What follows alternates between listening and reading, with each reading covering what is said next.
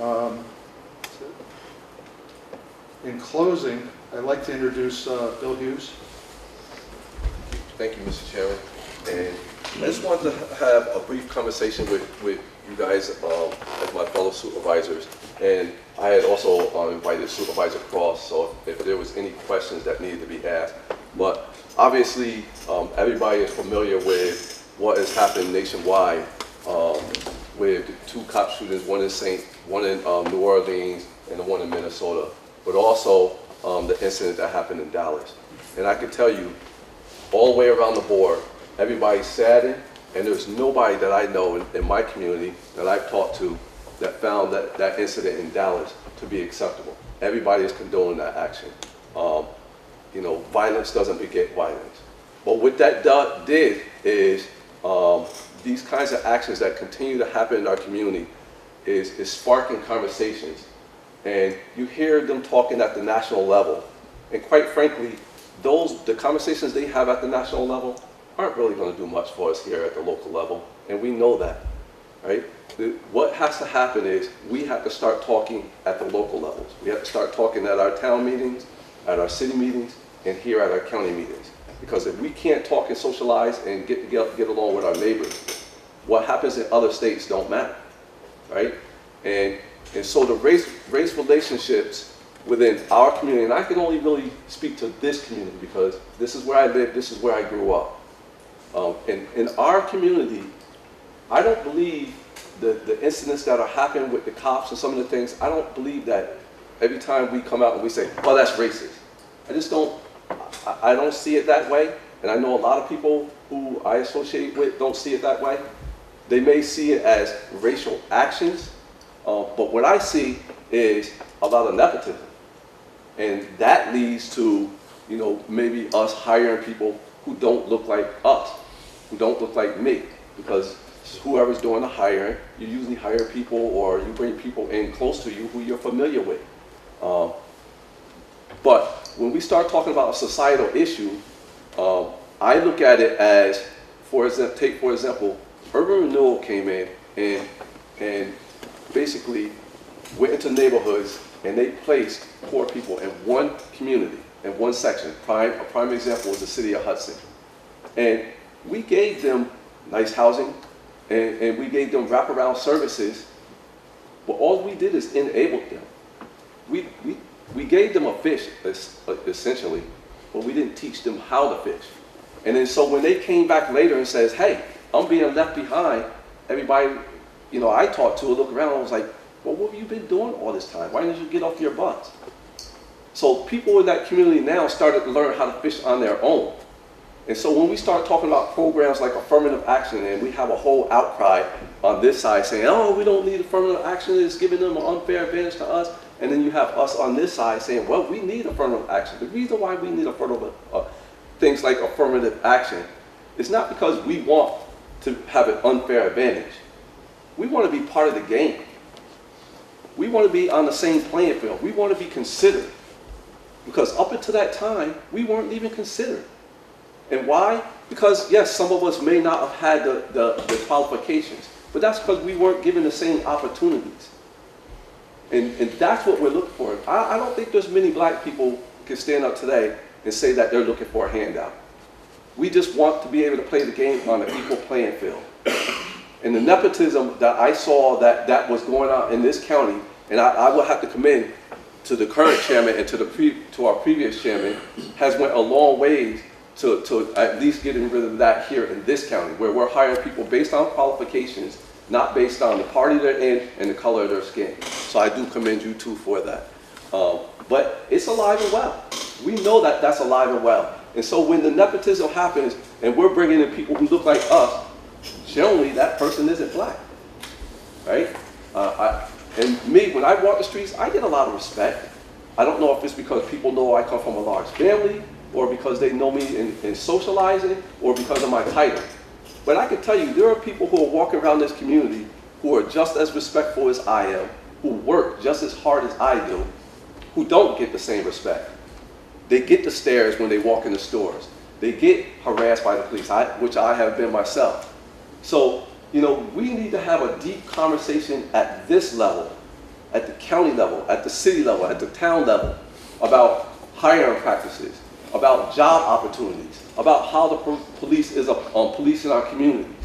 You know, there's something to be said for when you say that black men are stopped 3 times more than their counterpart in the white community for the same crimes. You see more black people going to jail for, let's say, for example, marijuana. When we know marijuana is prevalent in this community, and I can show you a whole lot of communities that aren't black that is doing it just as much. All we're asking for is to be treated equally. And the quicker that we can get to that point, I think the quicker we can heal it as a country. You know, so I think that conversation should start at the city level, town level, county level. The national level, they can sit up there and they can tell you, they can talk about laws and pass things, but it is only going to be us, whether we do anything or not. And I will say, you know, part of that is dealing with the poor, because primarily right now, you see a lot of the communities, like in Chicago and around this nation, are heavily black. You have some Caucasian and Hispanic, but they're heavily black. And I could just say proudly, in this county, we have taken steps to try to deal with that and to try to teach people to fish rather than give them a fish. For example, working with creating a mentor program and the reentry program and helping to get the promised neighborhood. So we are doing that work, but it's not enough. We need to continue to go further. We are working towards internet nepotism and hiring people based on qualifications. Just think about it. In this county, I'm going to do a guesstimate. I think the population is about 20% minority in this county. Up until we had Pine Haven, we were hiring about 17%, but now we have divested ourselves of Pine Haven. Again, my guesstimate is, I bet we're down around 5% minority population hired in this county. So we need to be cognizant of that and do something about it. Well, again, we're not asking for a handout, but when 20% of the tax base is of the minority descent, it would just only make sense that we start looking at trying to bring more minorities onto the county payroll. Not asking to be treated any differently, not asking to be given unfair advantages. Just look at the candidates as a candidate and make the decisions based on that versus that's my cousin or that's my brother.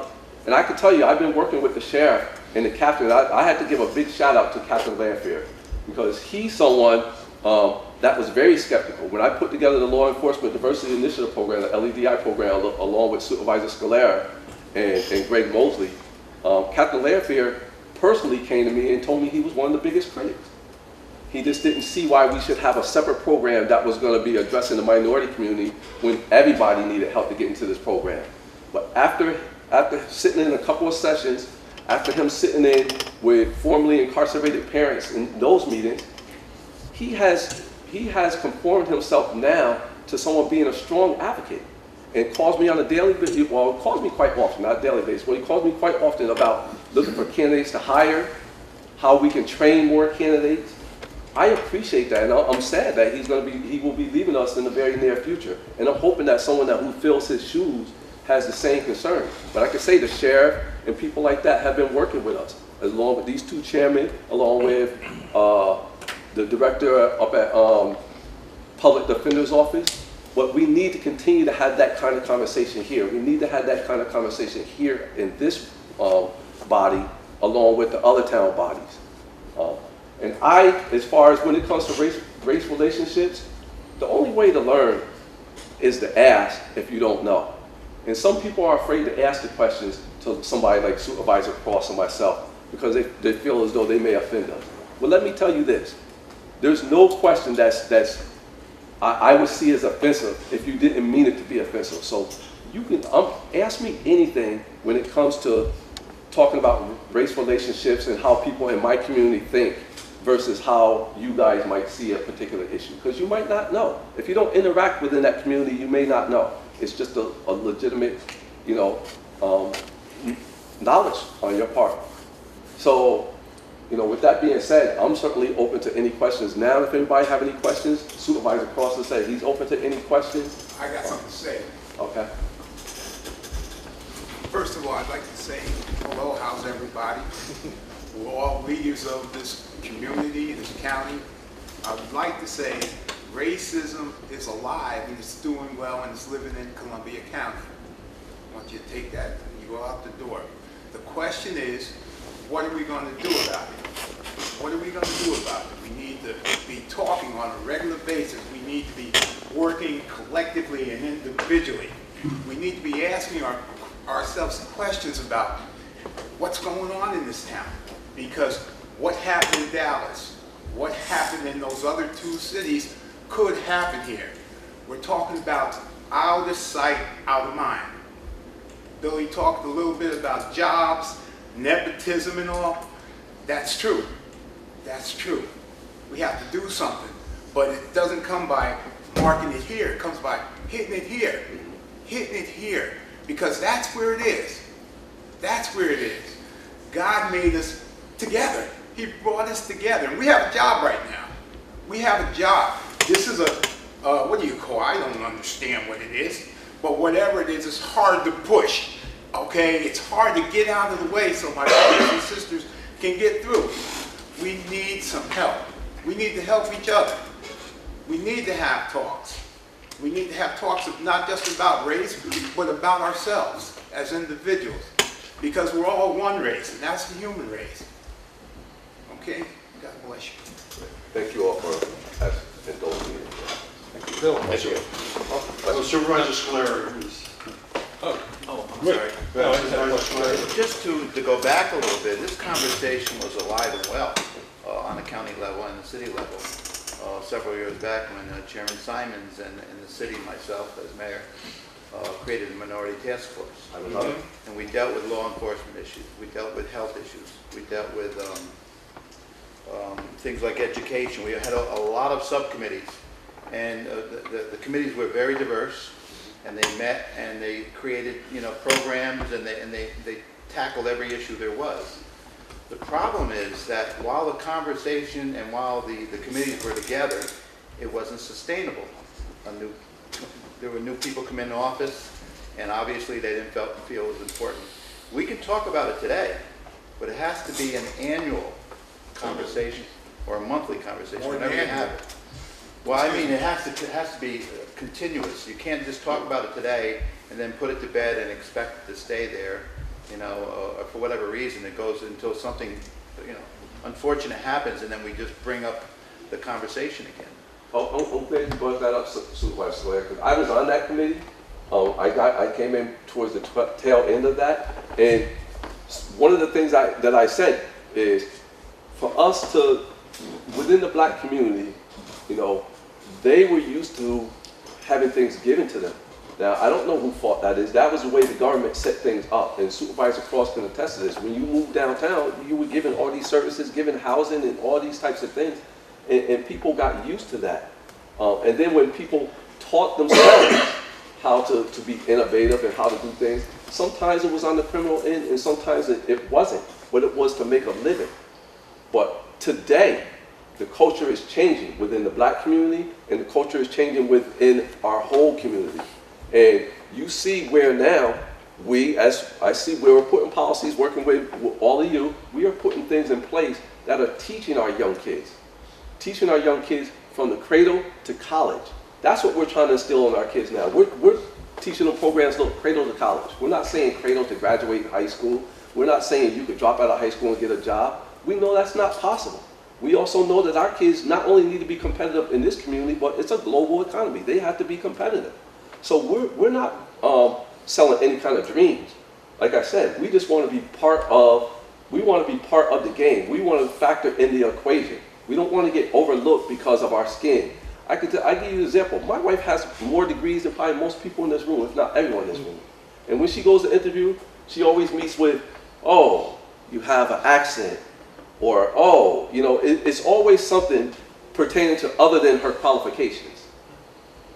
And this is the type of thing that we face all the time. And then people will say, oh, well, maybe you weren't this or maybe you weren't that. No, it was because we were different. And if people don't take time to understand us, understand our community, then that's when you get the pushback.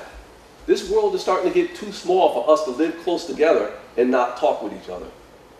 That's right. So Supervisor Wright. I have just a question, Bill. As at the town level, you're asking us for support.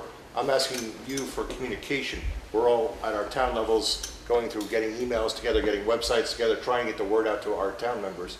I have a town 20 minutes from Hudson. I have no idea beyond like Taste of Hudson, Winter Walk, the basic things, Chili Fest, which is not getting me and my residents exposed to your community. Is there a way for you to give me more communication that I can bring to my town on both projects in need, volunteers, but also social interaction? Because we don't have any communication there of what's going on, where the needs are, where the social possibilities are, where the interaction can take place. So Supervisor Wright, we have a couple of agencies. One, the city website is starting to become pretty robust. But we have other agencies like SPK and Kite's Nest. I'm gonna contact with them and ask them about that, whether they can start getting some of this stuff out to outside Hudson borders to some of you other towns, so you Into our know that websites. some of the events that are taking place within our community, so that we can start interacting and we can start understanding each other as a neighbor. So I will do that as soon as I leave here. Thank you. Anything else? Anybody else? I'd just like to say, you know, I have several friends in law enforcement agencies, and they have a very difficult job. I certainly would not want their job at this point. I think it's very difficult with the 1% of the bad population of the police officers that you know is pushed off onto all of them, and the lack of respect that all of our police officers are getting right now.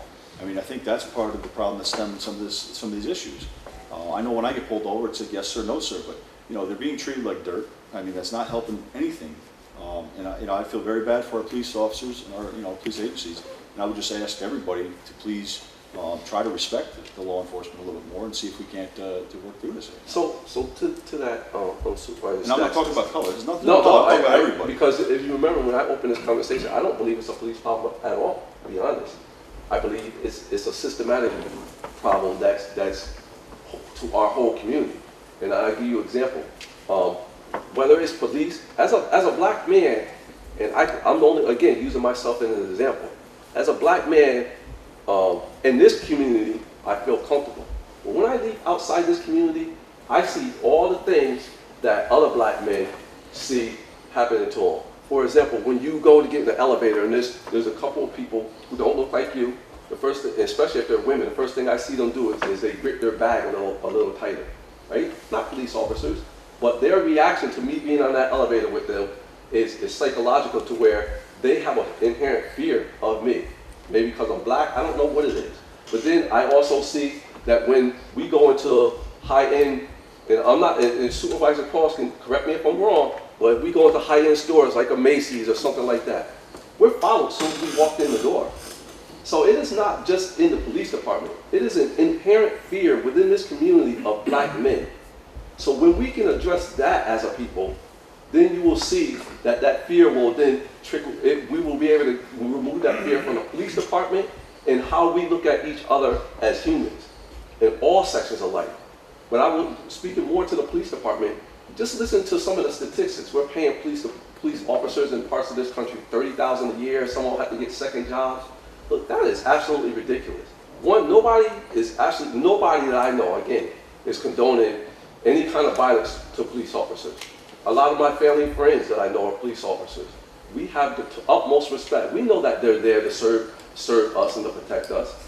This incident in Dallas is not a reflection on the black community. I hope people are seeing it as that. You just had one person that went out and did a crazy thing, and nobody that I know saw it as favorable. You know, I have the utmost respect for police officers. But we also have to admit that there is something going on in this country to when black men are walking the street, there is an inherent fear to that person simply because he's black. And if that isn't the case, then somebody else needs to come up with another explanation of why we get these reactions when we walk past people.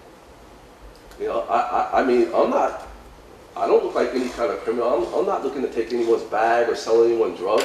I mean, but it seems that I get projected with that, and not just me, but other black men that I know that are in higher standing in society than I am.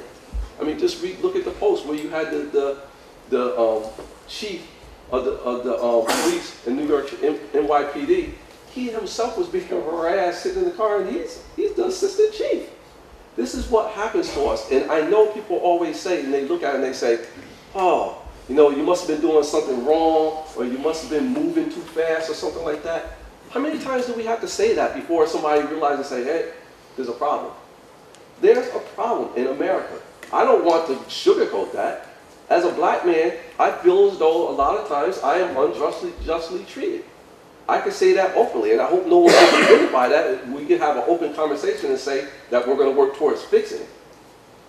So I don't want us to sugarcoat that, but I also will say that there's a great deal of respect for police officers, because if you notice and hear the stories, when that incident happened in Dallas, people were actually hugging the police, not pushing them away.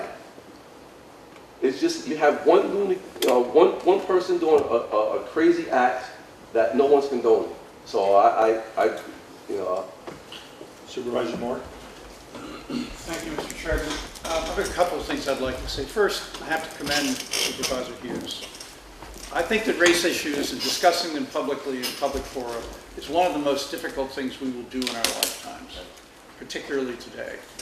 And so I really think that this is, however difficult this is really the right, we've done the right thing, this is the right place, the right kind of place, not the only place.